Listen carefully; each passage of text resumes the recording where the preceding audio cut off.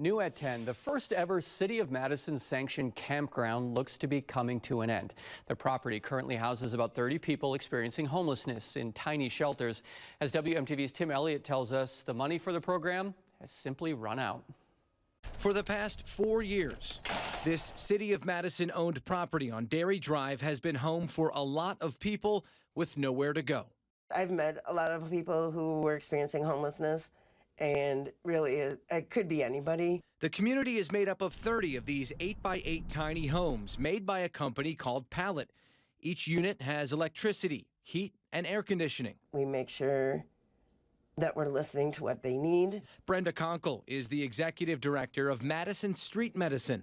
The nonprofit organization has run this campground since it was built in 2021. Do laundry twice a week. We have a van. We take people to food pantries and to go get meals out in the community. But now the federal money to fund this place is no more. The city says the plan is to shut this campground down by the end of the year. The money that is needed to keep it going is gone, and so we need to prepare for the end of it. Community Development Director Jim O'Keefe says the campground came into existence in response to this, an illegal tent city that popped up in Rindell Park on Madison's east side in 2021. It's scary. For months, this public park was plagued with problems from drugs to violence. So the city stepped in and created the Dairy Drive location and shut down the tent city. At first, when everybody moved right from Rindell Park, the culture of Rindell Park moved from Rindell Park to the camp. And we did struggle a little bit in the beginning. After those early bumps in the road, the city says everything here has gone pretty smoothly. It's shown what can happen when resources are available to provide this kind of service. The City of Madison believes this Dairy Drive location has been a success over the past 4 years.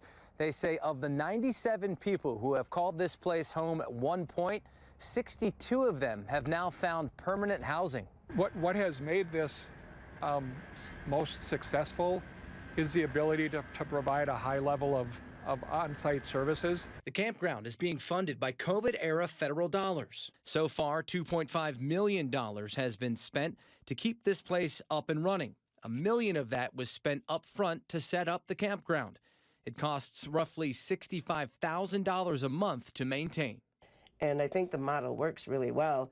It is a relatively expensive model, but it works. Conkle is not giving up hope just yet. She says the campground could continue if money comes in from somewhere, but at this point, that's unlikely. I think it's a real shame, and we've seen really great results. The people who we have served really deserve these types of services. This community is still home for some people, but they may need to find somewhere else to go in the near future. In Madison, Tim Elliott, WMTV 15 News. Now, the City of Madison is currently building a men's shelter on Bartolon Drive that will accommodate roughly 250 people. That facility is slated to be built by the end of the year.